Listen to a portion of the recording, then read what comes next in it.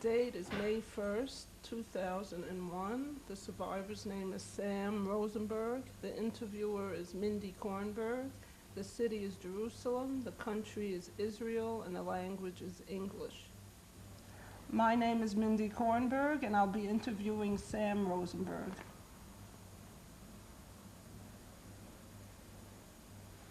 My name is Sam Rosenberg. I was born in Riga, April 19, 1924. It was the first day of Pesach. Could you give me the names of your parents? Sure. My father's name was Pinchas Bunim, a Kohen. My mother's name was Tzana Chasse. I had a brother about 8 years younger than me. I believe he was born in 1932. What was his Avram. name? And I had a sister 1 year older than me, was born in 1923. Her name was Esther Nachama. What was your mother's maiden name, her family name? Her maiden name was Schulman. And also lived with us, my father, Alva Shalom's mother, her name was Fege Dina. Her maiden name, I believe, was Munitz. And of these people, of your close family, who survived the Holocaust and who didn't? Well, I survived, and so did my father. Could you tell me a little bit about your very early life, your childhood in Riga, before anything bad happened? If you would ask me this question about 50 years ago, I would remember much better. But now I'll do the best I can. However, I was going to Hebrew school. The name of the school was Torah V'derech Eretz, was in Riga, till late 30s, I would say 39 or so. And then in 1940, in June, the Russians came. They occupied Riga, Latvia. Oh, wait, I forgot to mention to you that when I finished public school, I was sent to a yeshiva in Riga under the leadership of the rabbi of the city, Rabbi Zak. I learned there till 1940 when the Russians came. Was that a dormitory where you slept at the No, yeshiva, I did or not you- sleep. I just had to be there 7 in the morning for davening till 11 in the night, in the evening. And I was going there in 1940. The Russians came, occupied Riga, Latvia, and everything was closed down. But before we start with that, let's get a little more background about what it was like when you were younger. Riga was a big city, Yes, it was the main city of Latvia. and there was a big Jewish community there. Yes, indeed. It was a big Jewish community, active community. We were religious at that time. We went to Shiurim, and we were very strong with Lubavitch. What else can I tell you? Did you go away for vacations? You left the city ever? The in only vacation I summer went times? summertime, it sent me to another yeshiva for a summer. Most of the time was at Lubavitch, in Dunkern was the name of it. And what kind of a house did your family live in? We lived in an apartment. And the address of the apartment was 22 Elizabeth Strasse at that time. And we moved out in 1939 or 40 in another apartment on Staboyeva. Was it mostly a Jewish area who lived in there? Yes, the Jewish area next, and not too far from the shul. We were there till the Russians came. What did your father do for a living? We had a shop that make custom-made ladies' coats. And in the apartment where we live, we assigned a few rooms for the shop. We had workers there. And my mother was helping out. We had a maid because my mother didn't have time to take care of the kids. So we had to hire a maid and she took She care of the lived house. with you, or I think so, yes. a Jewish maid or a non-Jewish maid, if you remember? Sometimes we had a Jewish, sometimes non-Jewish. So I remember. Do you remember any other social activities, friends? Did you have time? You were all the time in the yeshiva? Most of the time I was in the yeshiva.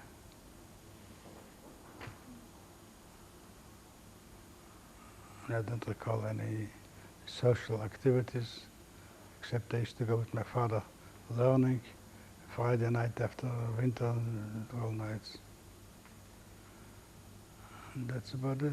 You were a good student? Average.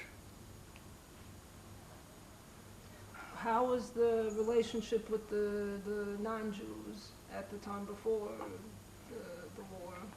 In my opinion, there was all anti-Semitism was strong there.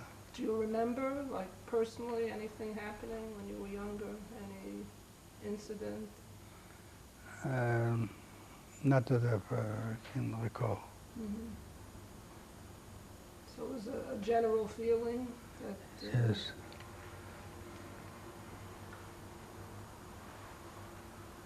Okay, so when, like you mentioned, 1940 was when there was the big change. Yes, indeed. They closed up all the yeshivas, all the schools. They sealed our little factory which we had in our house, a tailor shop. They put a seal on it. We couldn't work on it, we couldn't function on it. And they took it away, the Russians. So how did you live at that point? Pardon me? How were you able to live at that point when there was... Well, we had to go to work. I don't recall what kind of work I did. Clean streets, clean snow, but I don't remember any specific. I was at that time about 15. Do you remember at that time it was already difficult to obtain food or things that you needed? Well, it's getting tough, I remember, to get food at that time. There was big lines in the grocery stores. There was a shortage of food already. And it was tough. And a year later, to the year, I believe June, or end of June of 1941, the Germans came in, occupied Riga, Latvia. And what happened then? And they start killing people on the street. Did you ever actually see it? Yes. We were hiding in the house. We tried not to go out on the street at the time. Till they gave an order, all the Jews, to give a section to move to a ghetto. I believe it was in October maybe, 1941. So we moved in a ghetto. And it was a small apartment. We had a few families there. And we had to go to work in the morning, lined up, go to the gate, and they checked us out. When you walk out, they checked us when you walked in. So who went out to work? Everyone or just the Everyone. men? Or? But I remember I went out with my father. I was at that time about 15, 16. And my father got a job as a tailor in the city, which would have a tailor, a shoemaker, and we could sleep there. No, that was later on, I'm sorry. It was the big ghetto. When we came back one day from the work, me and my father, they wouldn't let us in the ghetto anymore. We found out that the ghetto we were before, they took out all the children, the women, and older people, and they killed them all. So that was, you never saw your mother, that was your mother and That's the your last time I saw sister? my mother. And your sister and brother? That my sister, my brother, my father's mother. I never saw her anymore. And when you came back, you knew that's what had happened? Or? Yes, indeed. They wouldn't let us in the ghetto anymore. They made a small ghetto, a different ghetto. And when we came back, we couldn't go in the ghetto anymore. And they replaced the place in the ghetto where they brought in German Jews from Germany, and they occupied the big ghetto. But, it was planned ahead. So I was with my father working in Riga, in the city, as a tailor. And every few days we used to come home in the small ghetto. That was, work was approved? You had a permission to do that? Yes, because we were working for the German army, so they allowed us to stay there overnight. We slept there, in the place where we used to work. Then, somehow they assigned me for a different job, me. And I ignored it, I didn't go. What kind of a job? I don't know how to say it in English. They would say torf. I'll remind myself someday how I to think say that's in German. it. In German, yeah, in Riga.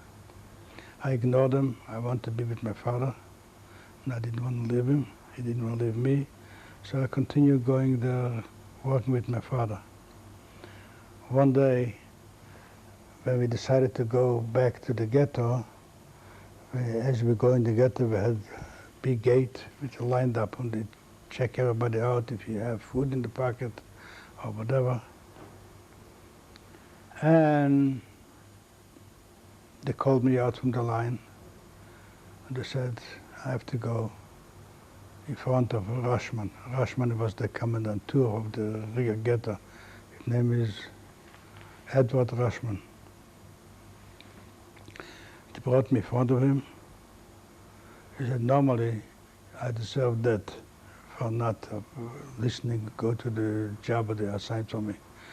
But I'll make an exception this time. Since I was about 16 or so, he'll give me 25 lashes. So they took me down in the basement. They put a stool, so I should lay down on the stool. Each one was holding with the right hand, one the left hand, and one my feet, with one my head. And they took a metal stick outside with rubber, and each one gave me 5 lashes. The last 5 lashes Edward Rashman gave me. I couldn't walk out from the chair. I was bleeding, I was swollen, I couldn't sit for many, many weeks. They threw me out in the basement. That's this story. I went back to the old ghetto, to the little ghetto. And then they assigned me to a working camp called Straßenhof, which the leader of the ghetto, his name was Hans. He was also a Gentile. He was a criminal, and they made that he should be over us, over the whole camp. Where was that camp? Straßenhof. Is that in Germany? It's outside, no, it wasn't Still in outside Riga. Latvia? Yeah. And on the Straßenhof, I told them I'm a tailor, and they said I'm in the shop to work as a tailor there. So was your father with you still? No. So that was when That you had to we leave. separated. That's it. I was all on my own. Then they were looking for 20 young boys to send to Kaiserwald at that time. I didn't know where they're sending me, but I had to go. And Hans, the commander of Straßenhof, they assigned him, promoted, so to speak, to Kaiserwald. He should be the chief there. So they sent us to Kaiserwald, and there I found out where they're sending us. They sent us to Stützpunkt. But our job would be to to dig out all the graves where they murdered all the Jews and to burn them. And later, they burned us too, to wipe out any evidence. So we got to Kaiserwald, we had a big lineup, and Hans picked up 4 or 5 boys we remember from Straßenhof, and he exchanged it with somebody else. So, and I remained in Kaiserwald. It was the worst, the terrible concentration camp. We had to put striped clothes with wooden shoes. And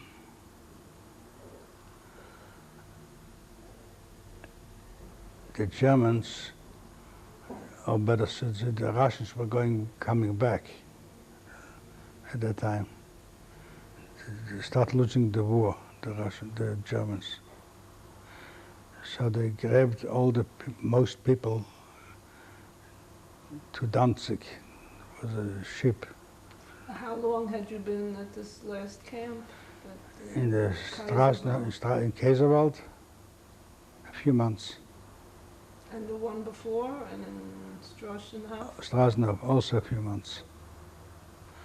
So when I was in Kaiserwald, they did not call me somehow. We did not list it by names, we listed by numbers. Did you have a number tattooed? Or? I don't have a number tattooed, but they gave me a number. However, I couldn't get out. They didn't call me, and I wanted to get out from Kaiserwald as soon as possible. What were the conditions like there? Was there any food? Or? They limited the food. They gave us maybe a slice of bread a day or for 2 days. They gave us black coffee, black water. So that's it. And what work were you doing? At that time I was doing tailoring because I didn't want to go out winter in the snow. It was cold. Any case, when I was in Kaiserwald,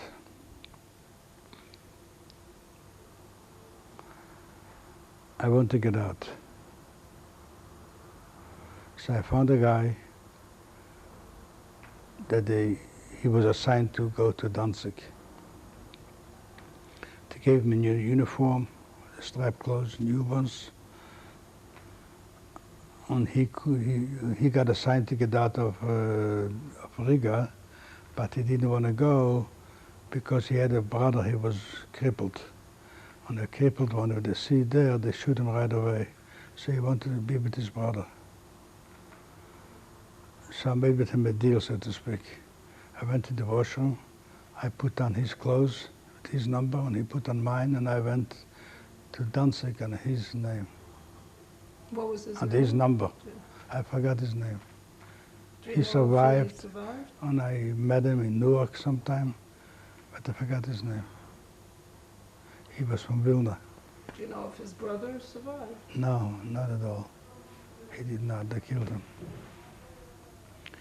Any case, we were going and I was called the number and I went to the boat. We were traveling, I think, about 3 days. No food, no facilities in the basement. 3 days. They gave us water from the ocean to drink. It was horrible. We came to Danzig. They put us in barges. They slept us, at that time, town Burggraben. How many people around were on the boat? Thousands of, And were there people who didn't survive the trip? I'm sure. They didn't survive. Any case, we came to Danzig, then we had to go to the train station that took us to Burggraben. It was a camp to stay, to live. Each one has 5, 6 people in a room. They gave us 1 loaf of bread for 3 days. We had to work in Danzig. They assigned me to work as a welder to weld submarines. 1 week he worked from 7 in the morning to 7 at night, and next week from 7 at night to 7 in the morning. They sent me to a school to learn how to weld. After I finished the school, they sent me to Danzig, the submarine, to work as a welder. Then I got sick, took me to the hospital. I was there for a week. I'm a lot of stuff because it takes Well, this time you don't have to. too long. And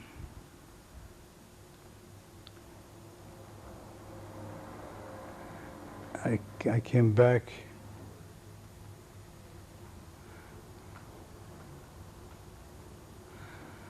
I came back to the shop. I was very ill. I couldn't eat. Even the piece of bread I couldn't eat.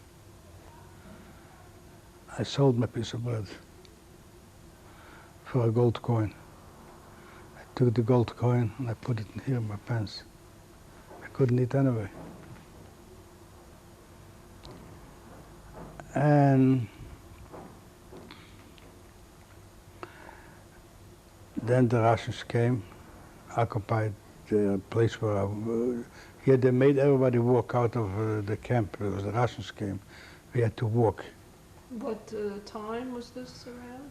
It was the beginning of March, 1945. As a matter of fact, I forgot to mention to you, when I left Riga by boat, it was Yom Kippur. Just, How did you know? Like, how did you keep track of the time? well, I don't know, one got from the other ones. We know. Any case, they made us walk out, everybody to walk out from the camp and to keep walking on the road away, the Germans. I couldn't walk, I was laying with the dead people. I could not walk anymore. So the Russians came with the tanks. They said, everybody move out from the area because the Messerschmitt, the planes was running over us to throw bombs. We should go away from the battlefront, go inside. I couldn't walk. But I tried my best to walk out. And we had to walk back to the next city. We walked a little bit, which I remember I wanted to cross the sidewalk. I couldn't balance myself. So I had to go down on the knee on the sidewalk and crawl over the sidewalk. And I was standing and waiting till I saw a little two-family house. I walked in. They wouldn't let me in because they said it's full. So I met a guy there. His name was Osher. I learned with him in the yeshiva. He recognized me. He said, "Come with me." And he was sleeping in a sofa, portable. And he shared with me the sofa. He said, "Come with me and stay with me."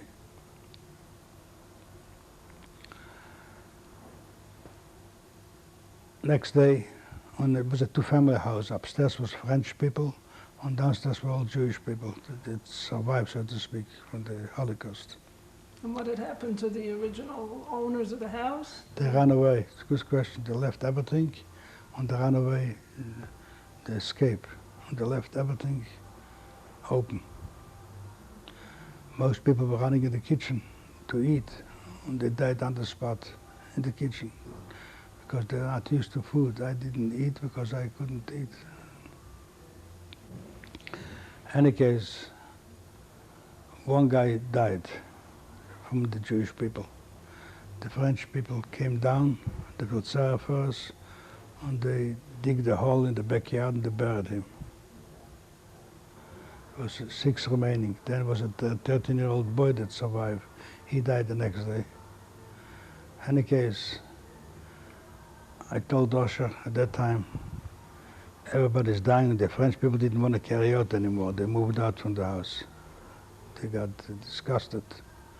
So I told the Osher next morning, we'll both go out and we'll try to hold each other and walk to the city in the morning. I got up in the morning, I was starting shaking him, he didn't respond, he died also. So all the 5 people were dead. I walked out from the apartment and I was crawling on the sidewalk and I was standing on a jeep passed by. It was a Russian soldier, a Jew. He took me in the jeep, he took me to the hospital in Turin. It was about March 7 or 8, 1945. When I checked in the hospital, I gave in the clothes, and I remember myself later I left there my gold coins, but who cared? I was in the hospital from March 8 till July.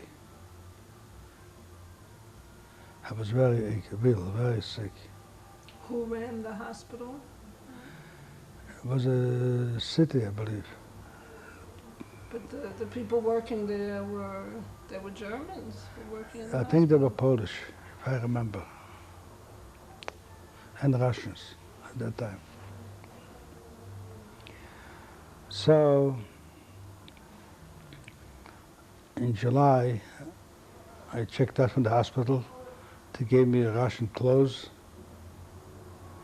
and they assigned me, because I left most stuff I left because I just don't remember this now. But I'll remember stuff later on. After the hospital, they assigned me, the Russians, to get all the horses and to move it to Russia. At that time they used the Second World War, they used the horses. We had to accommodate all the horses and take them to Russia. So they gave me a horse. I believe it was in October already. It was getting cold. Did you know anything about horses before Not that? at all, Yeah. never, So I it was your scared. first experience The with only horse. hard time I had with the horses to getting up on the horse. Because I was weak, the horse was big. And they didn't say no for answer. They said you have to take a horse, any horse you want, and you have to move. Without a saddle, without nothing. We were riding in the side of the road, the horse is in the middle. And if a horse runs on the side, we have to run get him. So we delivered the horses from Turin to a border city, Volkovisk. It was a borderline between Poland and Russia. We delivered the horses there. It took about a week. We made about 700-800 kilometers. We delivered the horses. And I figured, let me find a way how to get home. I had no money, I have nothing on me. So I met a guy on the train station.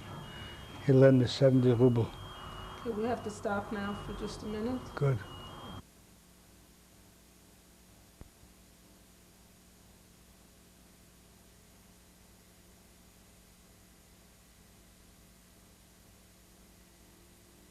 You're with Sam Rosenberg.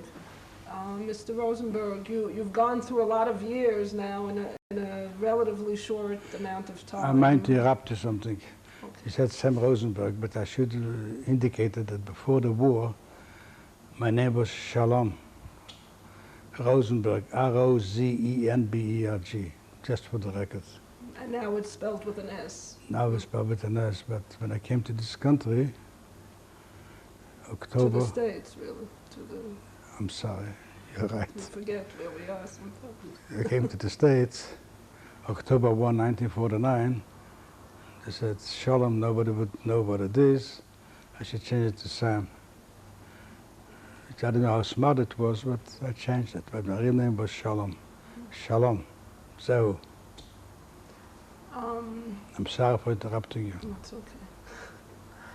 So, like I said, you've gone through a lot of years in a short amount of time. Maybe we can still go back a little bit, and even though it's difficult to try to describe a little more of, you were in two ghettos and about 4 camps, and is there anything else you can tell us about the time you were there and the things you saw or As I mentioned to you experienced? before, I went through a lot. Whatever I'm telling you, it's very little. But if you would ask me years ago, I would remember. I forgot, or by myself tomorrow. And there's no end what I can tell you. How do you explain that when you described at the end, when you were in that house and everybody else was dying and you hadn't eaten for so long, how do you explain that you kept going? Well, this happened to be a good question. I had a willpower to survive. And at that time I was hoping I'll find somebody from my family. And that kept me going. The fact is, they didn't take me to walk at that time. All the people that could walk, they walked. And I was laying with the dead people there. And I had a willpower to survive, not because I'm so smart or intelligent. I had a willpower, and I made it the hard way. When I was in the hospital, I was very, very sick. I have typhus, stomach for typhus. I couldn't eat, I couldn't function. And as a matter of fact, a guy next to me, which he survived, most of them came with frozen toes, fingers, toes. And I witnessed, we had a French doctor, came in with a little scissor and cut off the fingers. And a lot of people in my room, where I was standing. As a matter of fact, he survived, and I met him. We had a get-together in Riga about 7, 8 years ago, and I recognized him. And I said, "Are you the one that they were cut off the toes from you?" He said, "Yes." "How do I remember?" I said, Your bed was next to me, and I'll never forget it." And I spoke to him, and thank God he's well. He's a technician now, and lives in San Francisco. So where we at? So you were in the hospital. Oh, you told me about the horses. What about reuniting with your father? When did that? Oh, was yeah. that before or? Well, I found out about my father when I delivered all the horses, so to speak, in the town Vilkovisk, was a borderline. I went to the train station, Mina Shomayim. I met somebody which I knew. And I said, "Do me a favor. I need 70 shekel, 70 ruble at that time, to buy a ticket to Riga." He was generous enough to give me the 70 ruble. I bought a ticket. I went straight with the train to Riga, Latvia. When I arrived in Riga, I went straight to the shul. As a matter of fact, a point of information, we had about, before the war, I would say about over 60 shuls. Most of them were destroyed, burned, blown up, except they left one shul, Peter shul, they call it. It was a beautiful, big shul. The reason they left it, not because they felt sorry for them, because it was a small area, was this building was combined with other buildings close by. If they would blow up this shul, they would blow up the whole block. So they let it go. And it survived, and it's still there today. I went straight to shul, and I asked of my father. He said he comes into shul every day, and he's alive, he survived. And while I was speaking to him, I hear somebody walking in with a cane, clapping on the floor. Finally, this is my father. I cannot explain to you the joy, the tears which we cried. And we stick together since this day on.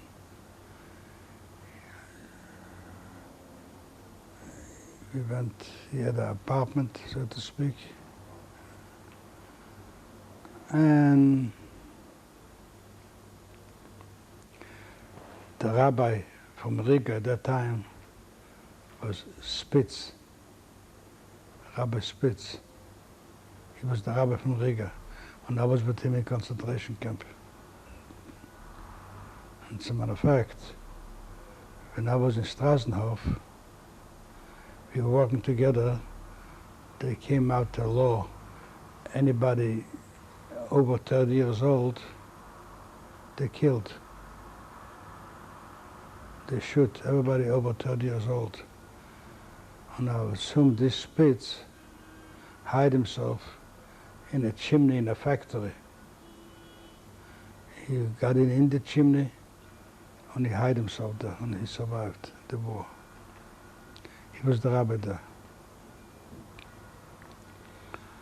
And he gave me a job in Riga on the cemetery to fix the walls. It was broken by the Germans. The weather was unreal, cold, but I got a salary at that time. Was your apartment still there, where you had lived with your family? Or could you go back to it? Well, if I could go back to it. As a matter of fact, I did not go to the apartment, but I went to the Riga. We hide, when we were in the Riga, we opened the floor, and we hide some money there, dollars we had at that time. And after the war, we went to the apartment, we found the money.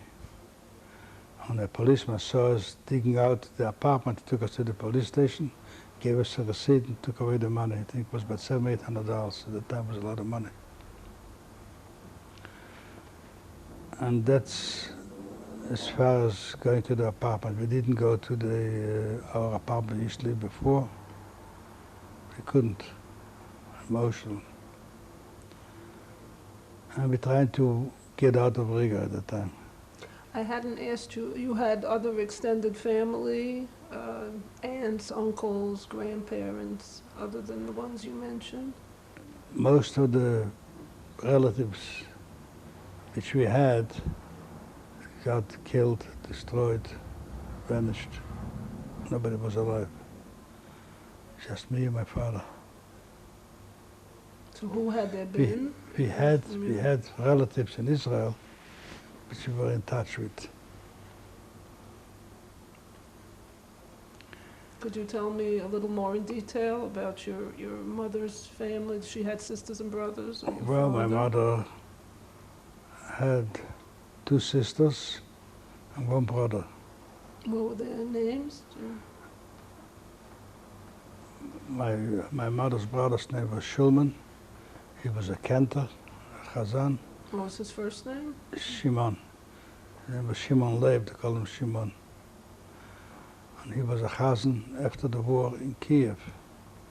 His family was killed, and he got a job in Kiev in the opera. When you say family, he had a wife and They had children. a wife and 5 children, they all got killed. So he got a job in the opera in Kiev,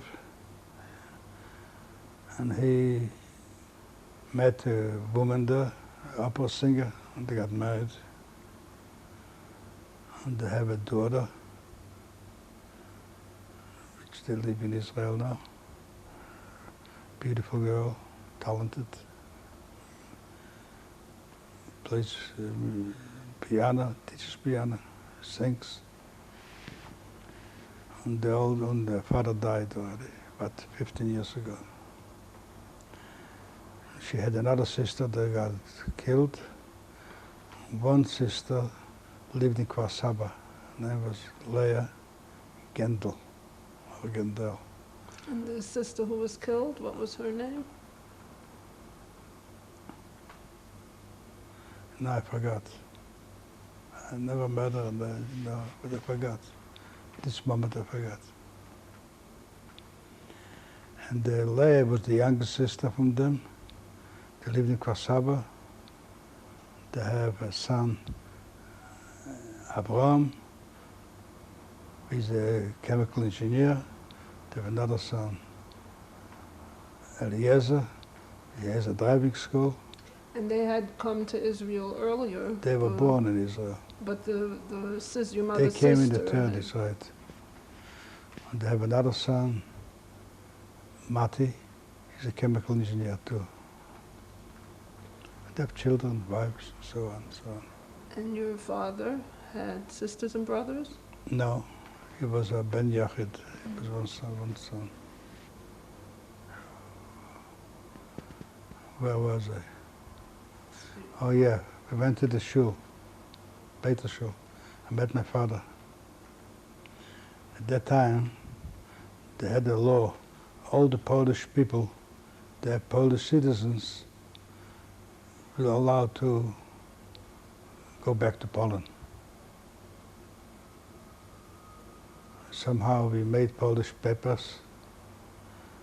We smuggled to Poland. We were in Poland, in Lodz. From there, from Poland, we smuggled to Germany, to Berlin, to the Bericha. They smuggled us in the middle of the night. What was your idea? Where did you want to get to? To Israel.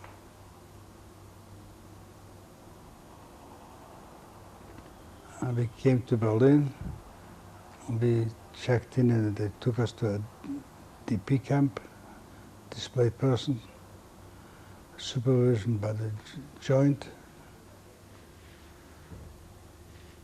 And from there, from Berlin, they moved us to Kassel area, Hess-Lichtenau, I think it's the name of it. And then they advised us to learn a trade when we're going to move. I wanted to move to Israel. So I went to the Ort, teaching how to be in textile business. So I went to school, and I did pretty good. I had a diploma, finished excellent, and they appointed me to be a teacher in the textile business. There I met my wife, and she was assigned to go to America. They have family in America. What was her name then? The maiden name was Zaretsky, Chana Zaretsky. Now they call her Annette. And had she also been through camps? She was hiding in the woods. Where was she from originally? Sienkiewicz, Poland. And we met each other. She went to America. Where did you meet? I met in the camp. We were living in the same camp. She went to America, and then we changed my mind. I said, we're going to Israel. We went to America. I came to America, as I indicated before, October 14, 1949. 2 weeks, October. With your father? I'm sorry, the date was wrong. August 14, 1949, I came to the States. With your father as well? My father was left over in Germany. His papers wasn't ready, so I came before. And I got married October 1, 1949. Where were you living when you first came When I first to the came, States?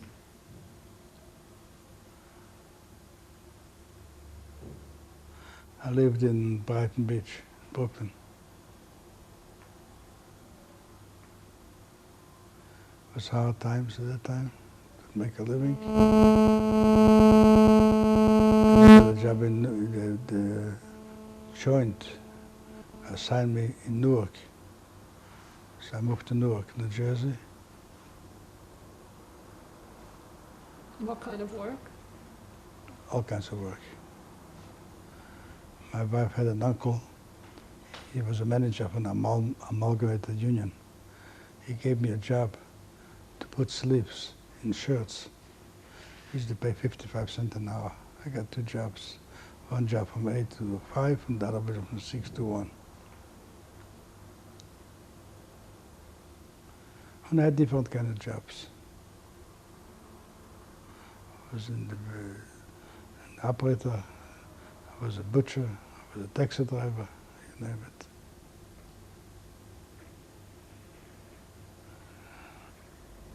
What else can I Well, tell you? You didn't stop there, right? You, Huh?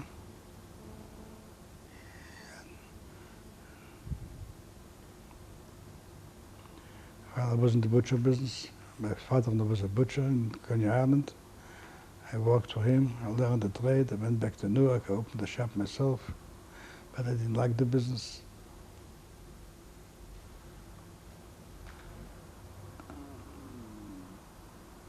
Then I went other businesses.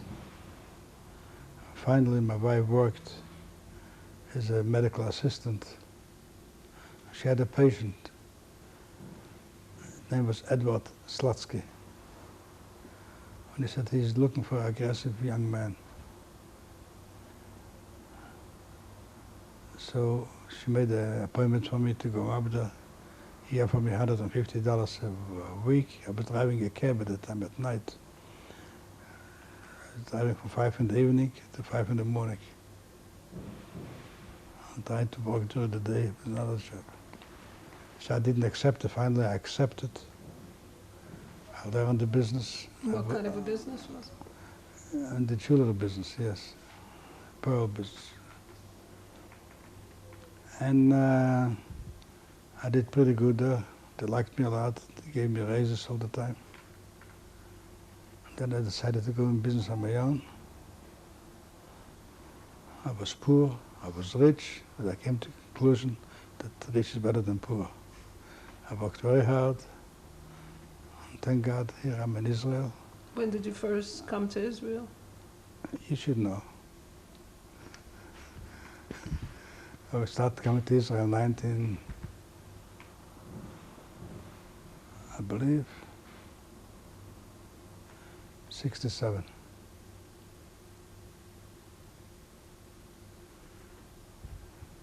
Tell me about your family. You had children. I have children, I have beautiful children. I have a son, What's his call name? him Bobby. Got a good personality, he's educated, successful. He's in the computer field. He has 4 children. One Nachman, he was just relieved from the army. They He live was in Israel. settled in Israel. He was a Sanchan, a paratrooper. As a matter of fact, he's going to get married pretty soon.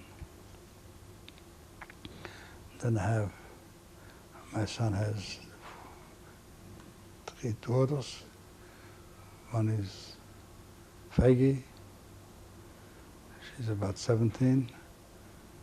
One is Lani, I call her Chaya Lani, she's about 13. And Esti, she's about 12. Maybe I'm not accurate with the ages. That's my son. Then my daughter has What's your daughter's name? Heidi. She's a name after my mother. in the Gasse. She is beautiful, she's good nature, got a good personality. She's a paralegal. She has a daughter, Esti, which she got married over a year ago. She has a daughter, they call it Nina, It's a great-grandchild. great-grandchildren. Her name is Chayala, we call her. She's nobody years old. She was born the same day that I do, first day of Pesach. And she's expecting another one this month, May. Then my daughter has another son, after my father, named Pinchas Bunim. He's about 17 and a half. Then I have another one, grandson, David. He's about 19, goes to the yeshiva, he's learning. And your daughter's family lives in the States? My daughter's family, except Esti, they live in Ranana, and the two boys live in the States, and one of them is going to come for here in Israel pretty soon. Okay, we like to ask at the end of the story if you have any message you'd like to tell. Well, my message is that my children, or anybody else, shouldn't go through what I've been through. This interview, which I'm giving it to you, just a token which was ever happened. It happened much more, by far. But some I forgot, some I don't want to say, some I don't want to release. And I hope nobody should go through what we went through. That's my message. Thank you. Well, the picture on the upper right is my mother, Olba Shalom. Her name was Tzerne Chassia. Next to her, on the right, is my father, Olba Shalom, Pinchas Bunim. Under my father is my sister, Esther, the Chama. And on the left to her was me, and I believe the picture was taken in the mid-1930s. Where? In Riga, Latvia. The picture which is shown now is the picture of my brother, Avram. I don't recall exactly how old he was, but I assume he was about 3-4 years old, because he still have the hair. When I say it's before 3 years old, because we would have cut his hair by 3 years old, so he was not 3 years old yet, maybe 2.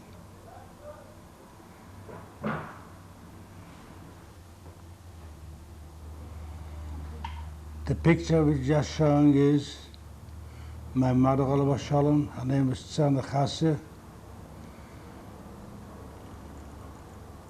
And I believe the picture was taken also in the mid-1930s in Riga, Latvia. The picture which you're just showing is me with my sister. She was 1 year older than me, and it was taken also in 1930s, in the mid-30s, 35 I believe, and was taken in Riga, Latvia. This picture was taken in a summer house in Zintari, Latvia. We rented an apartment there, or a house, for the summer. In the extreme right was the lady, was a maid. Next to it was my sister, Esther Nechama. Next to it was me. On the on my right was my little brother, Avram. And next to it was a lady was taking care of on us.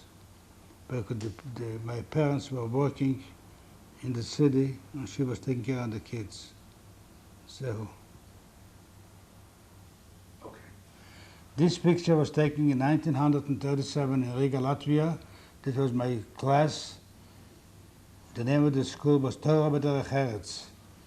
I'm here on the picture in the second row, the fourth from the right, I believe.